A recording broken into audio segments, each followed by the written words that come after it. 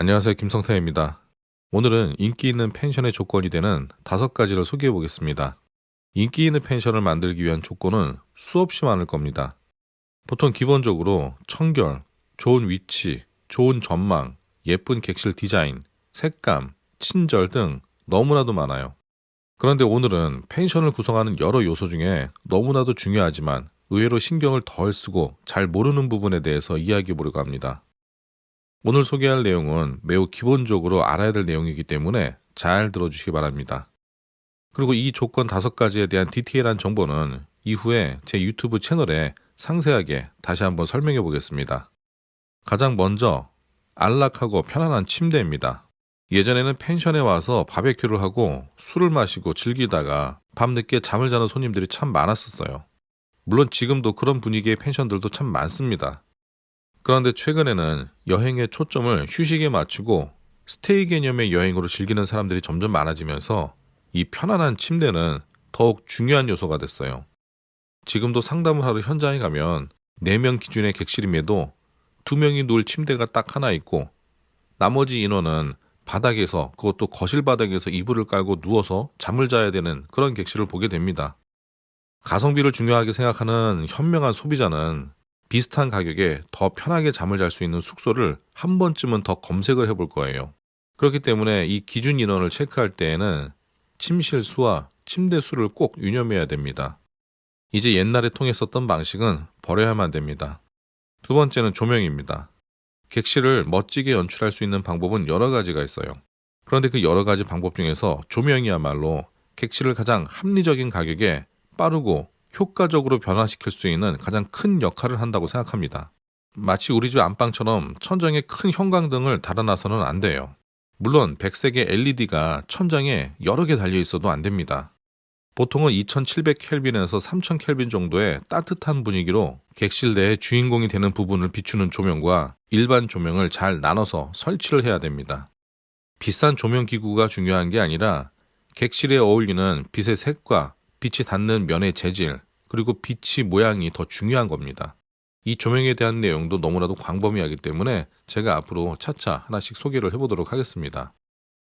세 번째는 멋진 바베큐장입니다. 최근에는 화려한 여행 숙소일 경우에 바베큐를 하지 않는 곳도 생겨나고 있습니다. 하지만 아직까지 많은 여행자들이 바베큐를 즐기기 위해서 멀리 교외까지 빠져나와서 이 전원 속에서 바베큐를 즐깁니다. 펜션 하면 바베큐라는 공식이 떠오르기도 해요. 그렇기 때문에 펜션에서 바베큐장은 사실 매우 중요합니다. 좀 전에도 말씀드렸지만 높은 수준의 객실로 경쟁하는 펜션이 아니라면 부대시설에 집중을 해야 됩니다. 그러니 그 부대시설의 일부인 바베큐장을 그저 남는 공간에 옹색하게 대충 만들어서는 안 됩니다. 정말 안 좋은 사례들이 있는데 몇 가지 열거하자면 피로티 건물 안에 보면 기둥 안쪽이 주차장으로 되어 있는 건물들이 있어요. 이 주차장을 바베큐장으로 사용하는 겁니다. 그리고 비닐하우스로 만들어진 바베큐장, 건물 뒤편 구석에 만들어진 바베큐장이 그렇습니다. 바베큐장은 객실과 더불어서 가장 멋진 공간이 되어야 됩니다. 만약 객실이 별로 예쁘지 않다면 적어도 바베큐장에는 꽤 힘을 줘서 연출을 시켜야 됩니다. 네 번째로 조용한 공간입니다. 여행지에서 프라이빗한 공간을 제공해야 객실 만족도가 높아지는 건 당연합니다.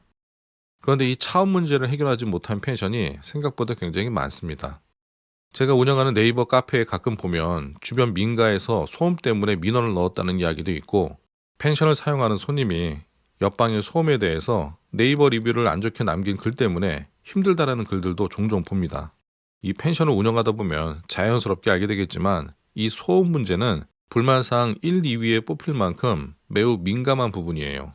펜션 내 카페나 바비큐장 같은 야외 공간의 경우에는 좋은 스피커를 써서 음악을 틀어놓고 주변의 차량이나 그 외 소음들을 차단할 수는 있지만 객실은 음악을 틀 수도 없기 때문에 건축을 시작할 때 위치와 건물의 자재 선택에 이 부분을 꼭 고민을 해야 됩니다.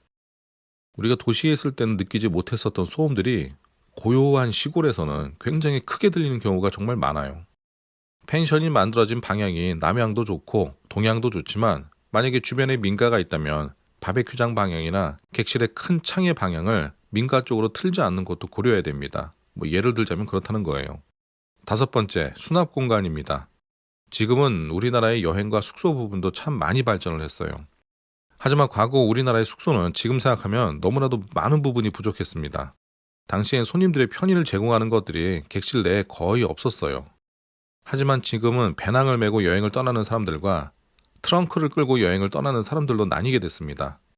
당연히 트렁크를 끌고 여행을 떠나는 사람들은 옷까지 외에 많은 것들을 가방에 담아놓고 여행을 떠나는데 막상 펜션 객실에 도착하면 수납 공간이 부족한 경우가 너무나도 많다는 겁니다.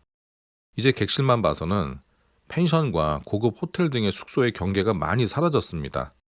소비자들은 그들이 여러 숙소에서 경험했었던 것들을 기억하고 있기 때문에 이제 적어도 고가의 펜션을 운영한다면 넉넉한 공간과 더불어 수납 공간도 제공하는 것이 좋습니다.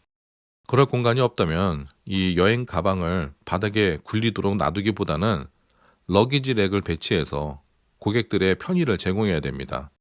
그 외에 청결, 좋은 위치, 전망 등 인기 있는 펜션이 되기 위한 여러 조건들이 있습니다. 이러한 내용들은 너무나도 기본적인 내용이기 때문에 의외로 신경을 못 쓰는 사업자들도 있는 것 같아서 모두 다 아는 내용이지만 제가 다시 한번 이야기해 봤습니다. 오늘도 긴 영상 시청해 주셔서 고맙습니다. 다음엔 좀 더 좋은 내용으로 찾아뵙겠습니다. 감사합니다.